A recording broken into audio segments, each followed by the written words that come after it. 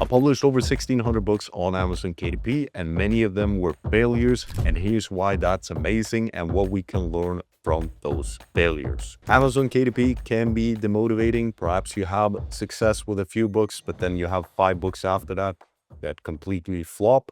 So this video will be about why this happens to you, what you can do about it, and why this might be a good thing if you know how to handle it. The first thing I want to discuss is the learning curve with Amazon KDP. Just like learning anything, let's imagine we want to learn how to play the piano, then we can expect it to take at least 20 hours of learning and then implementing until we get any good at it. And it's usually like this for anything that we want to do. So when we get into something like Amazon KDP, we want to have the right expectations. And then once we have implemented, let's say we've published a few books, then the next thing is to analyze the books, is to look at what we have created and then look at it with an objective eye and say, okay, what are the results? What did I do right? And what could I have done better?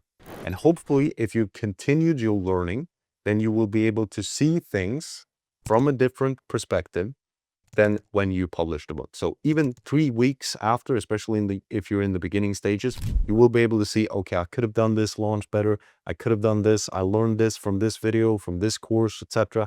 And I see that I could have done that thing much better. Whether it's the niche you selected, the cover, the title, the description, the A+ content, the way you run ads, if your book isn't producing the results you had hoped for or that you expected, then unless the expectations that you have were unrealistic, then there is often a reason why your book didn't take off. So the mission that we're on in that case is to simply ask why. Why didn't my book take off? Was it the niche? Was it the cover? And in terms of the cover, of course, the determining factor of the cover you select is your knowledge about what makes a great book cover. Of course, the niche you select, it is the knowledge about the numbers. What do the numbers mean? And not just the quantitative data, but also the qualitative analysis. Did I provide something unique to the marketplace?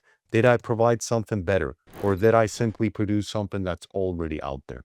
So there are many different factors. There are many different nuances in each skill. So niche research, that's one skill. Selecting a cover, that's another skill.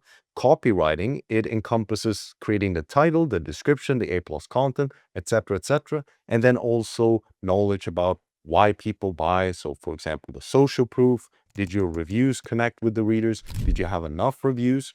You can say, I had the amount of quantity in the reviews, but perhaps the quality wasn't there in the reviews. Perhaps they didn't connect with the target audience. So the people, they saw, okay, this is looking good. It has 50 reviews, but when they scroll down and they read, they want to feel that, okay, this person is the same as I, and he was able to solve the problem. But if the reviews all say something that seems unrelated or seems like it was created by AI, then perhaps it's not the best in terms of converting. So you might get the great clicks, so great click-through rate with your quantity of reviews, but perhaps the quality of reviews don't lead to a great conversion rate. There are many different things you can do to increase the conversion rate. Editorial reviews, A+ content, changing the description, and of course the click-through rate that is mostly dependent on your cover and also the niche you selected, the title, and everything like that. So the second thing I want you to be aware of is quantity versus quality. So if you have quantity in the beginning, that can be good because it means that you have more things to analyze. But what you don't want to do is simply keep your head in the sand and keep your head down and continuing despite receiving feedback. For example, let's say it's on your book quality. You get feedback from the reviewers, from the readers. They're saying that the book is unorganized. They're saying that it contains formatting errors, and you don't look at that. And then you simply continue with the next book and the next book and the next book. And those books also eventually they go down to a 4-star rating. Then you are not paying attention. So simply analyze, okay, what could I have done better with the quality of the book? What could I have done better with all these different components that are related to book publishing? And then you spend more time learning about that area that you have identified as your problem area. And sometimes you might think that the problem is Amazon ads. The book isn't getting a good click-through rate. The book isn't getting enough impressions.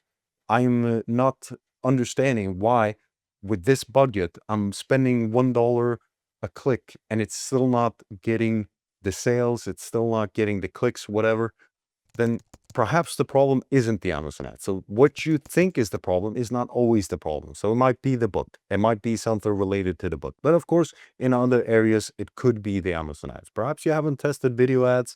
Perhaps you haven't tested certain ways of running the ads. So of course, there are many different things. But the most important thing is to continue to learn and continue to analyze. There's a saying that if you study your field for 1 hour a day, then within the next 3 years, you will be in the top of your field. And if you continue for 5 years with 1 hour of study per day in your field, you will be a national authority in the subject. So that is the biggest hack of all time, is to simply learn. And then once you gathered more knowledge, one thing I heard in Barcelona, the event that Barry said, he said, you want to go through the courses a second time and a third time, because as you progress in your journey, you will be able to see things that you weren't able to pick up the first time you watched it. So that is another thing. Go back to the training material that you have access to and review it, and then ask yourself, okay, did I do everything according to this training material for my book? And if I didn't, then I know what to do for my future books. And of course, you can always adjust and update your current books. So let's say you had identified that the cover is not good enough, then you update the cover. You can't change the title, but you can change the description. You can update the A+ content. You can change the way you're running Amazon ads. You can perhaps, like I said, test a video ad, see if that changes the ACoS or changes the way your book is taken off, etc.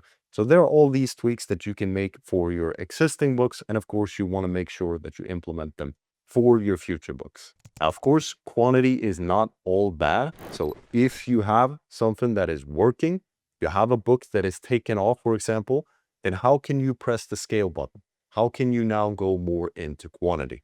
How can you use this thing, this product that is proven to work, and produce better results for your publishing business? Perhaps you can create a series of books, so the top book is leading into the other books in the series, or perhaps you can implement the approach that you used here in another topic that is related to your niche. Perhaps you can set up an email list, so you're gathering emails, you're growing your social media from the success of that book. So there are all these different things that you can do if you want to scale what is working. But the first thing is always to produce profitable books. Get the number that you are happy with per book. So let's say it's $100 a month per book, or $200 or $500 a month per book. Once you have achieved that number that you're happy with, then you scale and then you produce more. But if you aren't at that number yet that you yourself are happy with, then you ask yourself, okay, why am I not there? And you continue and you drill down and you ask the question, why? Is it the niche? Okay, why is it the niche? Because the numbers of the existing books, they don't make sense. Or perhaps it's because there are already too many books on the topic and I didn't give a clear reason to choose my book, or whatever it is. There is often a reason. Now, if you want to watch a video where I talk about scaling to $30,000 a month and the strategies and mindset that I have used to achieve that, then check out this video right here.